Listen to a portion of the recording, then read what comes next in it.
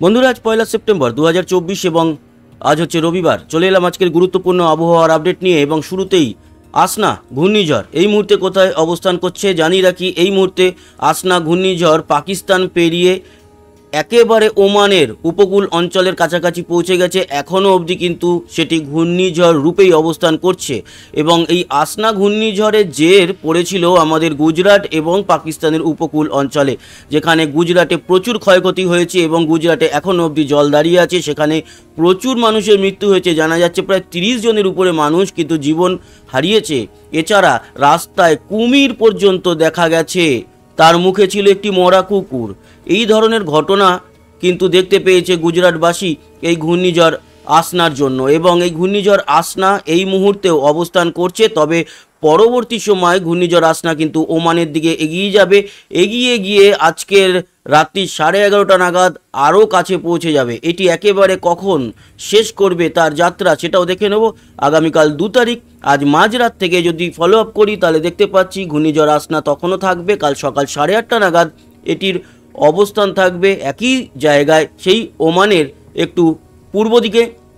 তবে সেই সময় ঘূর্ণিঝড় আসনা তার ক্ষমতা একেবারেই হারিয়ে ফেলে একটি সামান্য নিম্নচাপ রূপে অবস্থান করবে।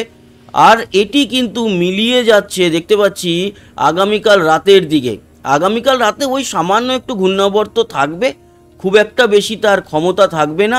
নির্বিষ একটি নিম্নচাপ হিসাবে আমরা লক্ষ্য করতে পারছি। 3 তারিখ দুপুরের দিকে যদি যাই তাহলে সেটির ল্যান্ডফল হয়ে যাচ্ছে, যদিও সে তো আর ঘূর্ণিঝড় থাকছে না, তাই ল্যান্ডফল বলাও ঠিকভাবে যাবে না। কিন্তু 11:30 নাগাদ 3 তারিখ মানে মঙ্গলবার 11:30 নাগাদ এটি কিন্তু পুরোপুরি তার ক্ষমতা হ্রাস করে দেবে।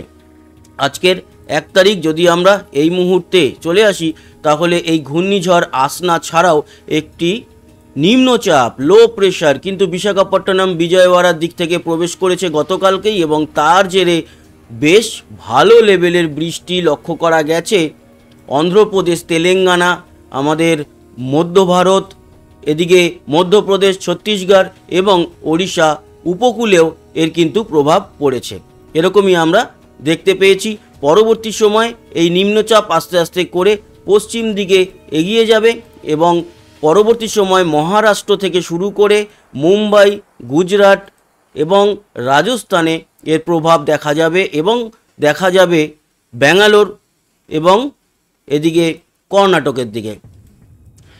এই যে নিম্নচাপ, এই নিম্নচাপ কিন্তু আমাদের বঙ্গোপসাগরে তৈরি হয়েছিল। নিম্নচাপ একেবারে শেষ পর্যায়ে চলে যাবে 3 তারিখ। সেই একই আসনা ঘূর্ণিঝড়ের সঙ্গেই এই নিম্নচাপটি কিন্তু আঘাত হেনেছিল আর একেবারে শেষ পর্যায়টাও আসনা ঘূর্ণিঝড়ের মতোই সেও শেষ করবে। তবে 4 তারিখ অবধি এর রেসটা দেখা যাবে। 4 তারিখে রাত্রে গিয়ে যোধপুর এবং এদিকে গুজরাটের আহমেদাবাদের কাছে নিম্নচাপটি তার দেহ রাখবে। এছাড়া 3 তারিখে যখন এই যে ঘূর্ণিঝড় আসনা যখন ওমানের কাছে মাস্কাটের কাছে গিয়ে শেষ হবে তখন কিন্তু তার কোনো রকম প্রভাবে বৃষ্টি নেই বললেই চলে। এই গেল গিয়ে সম্পূর্ণ ঘূর্ণাবর্ত, নিম্নচাপ এবং ঘূর্ণিঝড় আসনার আপডেট। এবার আমরা চলে আসি এই মুহূর্ত থেকে শুরু করে কীরকম বৃষ্টি হতে পারে, সপ্তাহ কীরকম যাবে, কীরকম থাকবে তাপমাত্রা। এই মুহূর্তে ছিটে ফোটা কিছুটা মেঘ আমাদের দক্ষিণবঙ্গের উপর দেখা যাচ্ছে বাংলাদেশের রাজশাহী, ময়মনসিংহ, সিলেটের দিকে, রংপুরের দিকে। আমাদের উত্তরবঙ্গ একটুখানি হালকা ছেঁড়া মেঘ সেখানে দেখতে পাচ্ছি। বাকি ভারী মেঘ এই মুহূর্তে কোথাও নেই। ইনফ্রারেড মুডও কিন্তু বলছে যা মেঘ রয়েছে খুবই পাতলা, এর জেরে বৃষ্টি কোথাও নেই। তো চলে আসি বৃষ্টি কেমন হতে পারে। প্রথমেই জানিয়ে রাখি আমি এই আবহাওয়ার আপডেটের শুরুতেই আমি নিজেই একবার দেখে নিই পুরো আপডেটটা কীরকম থাকতে পারে। তাতে আমি দেখলাম আপাতত বৃষ্টি নেই। আজকে দুপুর 12টা থেকে রাত 12টার মধ্যে আমাদের পশ্চিমবঙ্গের কোথাও বৃষ্টি নেই। হলে খুব ছিটেফোঁটা একটু বৃষ্টি মুড়াগাছা মানে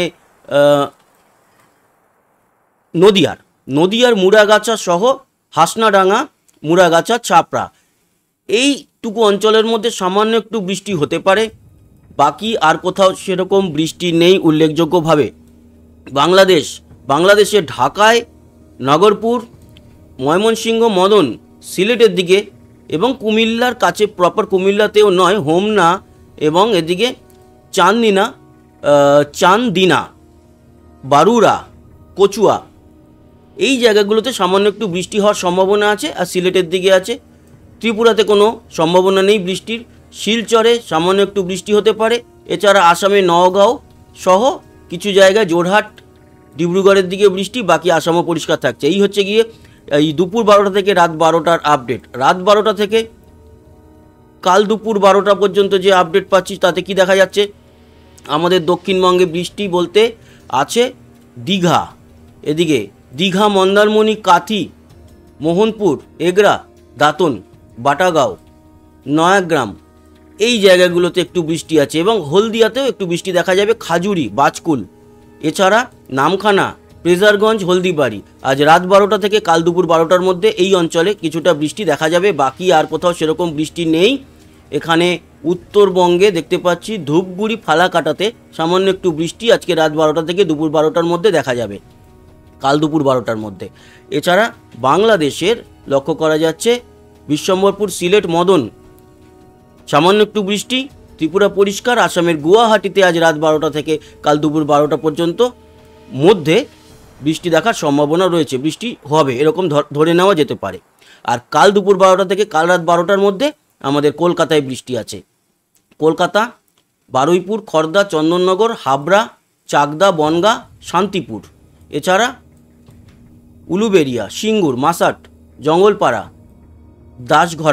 দশঘরা, এছাড়া বর্ধমানের কিছু অঞ্চলে সামান্য একটু বৃষ্টি দেখা যাচ্ছে।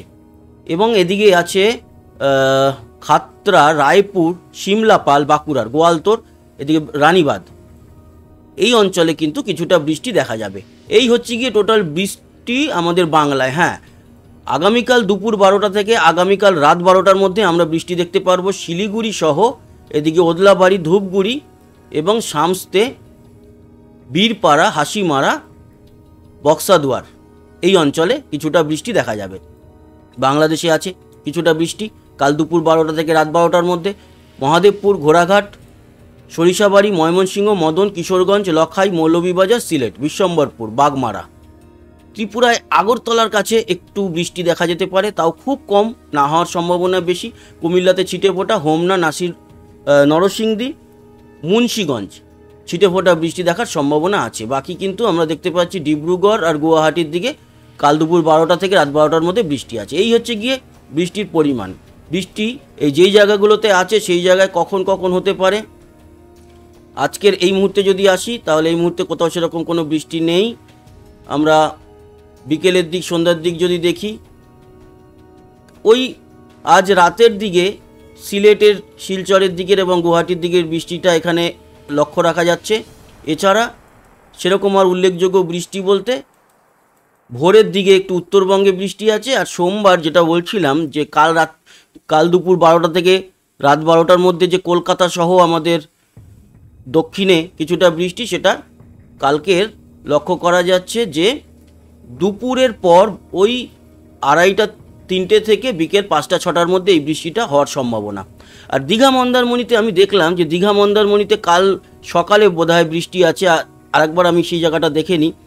আজকে রাত্রির 12টা থেকে কাল দুপুর 12টার মধ্যে এই যে দীঘা মন্দারমণির বৃষ্টি আছে, দীঘা মন্দারমণি, কাথি যেটা বলছিলাম, খানিকটা হলদিয়া, গঙ্গাসাগর, সেই বৃষ্টিটার টাইমিংটা মোটামুটি যেটা দেখা যাচ্ছে সেটা হচ্ছে গিয়ে আজকে রবিবার রাত্রির 11টার পর আজ মাঝরাত ভোর রাতের দিকে এই বৃষ্টিটা দেখা যাচ্ছে। ভোর রাতের দিকে এর সম্ভাবনা থাকছে যে দীঘা মন্দারমণির দিকে বৃষ্টিটা। এই হচ্ছে গিয়ে পরিস্থিতি পুরো দেখালাম। খুব যে অতি ভারী বৃষ্টি বা হেভি বৃষ্টি রয়েছে তা কিন্তু নয়, সব জায়গাতেই হালকা মাঝারি বৃষ্টি, ভারী বৃষ্টি আপাতত নেই। আচ্ছা, এই যে নিম্নচাপ বেরিয়ে গেল, নিম্নচাপ বেরিয়ে যাওয়ার পর আবার মানে বেরিয়ে যাচ্ছে, এখনও কিন্তু পুরোপুরি বেরিয়ে যায়নি। এই নিম্নচাপ এখন এই মুহূর্তে বিশাখাপট্টনমের কাছে রয়েছে এবং তার জেরে যে ভারী বৃষ্টি হচ্ছে সেটা আপনাদের আর একটা ম্যাপ থেকেও দেখিয়েছি। এই ম্যাপেও কিন্তু দেখা যাচ্ছে যে আমাদের মধ্য ভারত জুড়ে এই নিম্নচাপের জেরটা পড়েছে। এবার চলে আসি আরও একটা গুরুত্বপূর্ণ ব্যাপার, সেটা হচ্ছে যে এই যে নিম্নচাপ যেটা বেরোচ্ছে, এই যে নিম্নচাপটি সেটা বেরিয়ে গেল, ওদিকে আসনা ঘূর্ণিঝড় 3 তারিখের মধ্যে ফিনিশ হয়ে যাচ্ছে। পরবর্তী সময় আবারও একটি ঘূর্ণাবর্ত আমাদের উত্তর বঙ্গোপসাগরে তৈরি হবে এবং আমরা খেয়াল রাখবো যে এর থেকে কোনো রকম কোনো ঘূর্ণিঝড় তৈরি হবে কি না, তবে আপাতত ঘূর্ণিঝড় তৈরি হওয়ার সম্ভাবনা নেই। তবে ভারী একটি নিম্নচাপ হতে পারে, সেই নিম্নচাপের জের আমাদের বেঙ্গলের উপরে আসতে পারে, আমরা ফলো রাখবো সেই বিষয়ে। চলে আসি আজকে তাপমাত্রা। দুপুরে আজকে তাপমাত্রা কত? আজকে কিন্তু বৃষ্টি না হলেও তাপমাত্রাটা একটু কন্ট্রোলেই আছে। কলকাতায় 29, বর্ধমান সহ দুর্গাপুর এদিকে সবই 29-30-এর মধ্যে। এদিকে খড়গপুর সহ আমরা বাঁকুড়া, পুরুলিয়া সবই কিন্তু 29 থেকে 31-এর মধ্যেই দেখতে পাচ্ছি।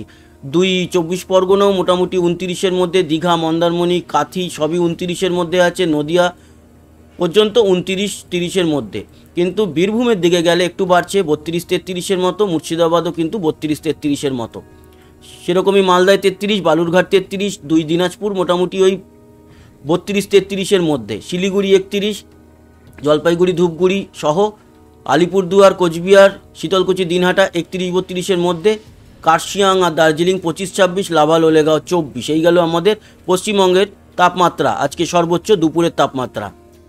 এর থেকে আর বেশি বাড়বে না, কমবে এর থেকে সন্ধ্যের দিকে। এছাড়া বাংলাদেশের রংপুরের দিকে বা উত্তর বাংলাদেশ 30 থেকে 32-এর মধ্যে। পুরো বাংলাদেশ 30 থেকে 32-এর মধ্যে। শুধু রাজশাহীর দিকটায় 33, বাকি কুমিল্লার দিকটায় 33, বাকি কিন্তু সবই 30 থেকে 32-এর মধ্যে আছে পুরো বাংলাদেশে। খুলনা, বরিশাল বলুন আর ঢাকা বলুন। চিটাগাং, মহেশখালী, কক্সবাজার 29-30-এর মধ্যে। এছাড়া ত্রিপুরা 33, আমবাসায় একটু কম, ত্রিপুরায় আমবাসার দিকটায় 31, শিলচরি বাজার 31, মগিয়াবাড়ি 32, আবার আগরতলা, উদয়পুর 33, আবার বেলোনিয়া এই দিকটায় 32। মানে 31 থেকে 33-এর মধ্যে এক কথায় ত্রিপুরার তাপমাত্রা রয়েছে সর্বোচ্চ আজকে। এর থেকে কমবে বিকেলের পর। শিলচর হচ্ছে গিয়ে 32 এবং আসাম মোটামুটি সব জায়গাতেই 32 দেখা যাচ্ছে। তেজপুর সহ নওগাঁও 32, ডিমাপুর 31, বোকাখাট 32, গুয়াহাটি, গোয়ালপাড়া সবই 32। এই হচ্ছে গিয়ে তাপমাত্রা। তো বন্ধুরা, এই ছিল আজকের ঘূর্ণিঝড় আসনার আপডেট এবং নতুন নিম্নচাপ। এছাড়া এই যে বেরোলো নিম্নচাপ এবং বৃষ্টির পরিমাণ কীরকম, বৃষ্টি কখন হতে পারে, কোথায় কোথায় হতে পারে এবং তাপমাত্রা সব নিয়ে আলোচনা। আশা করি আপনাদের কাজে লেগেছে। সঙ্গে থাকবেন, সাবস্ক্রাইব করে লাইক শেয়ার করবেন, কমেন্ট বক্সে আপনার গুরুত্বপূর্ণ মতামত জানাবেন। আসি আবার দেখা হবে। সবাই ভালো থাকবেন, সুস্থ থাকবেন, টাটা।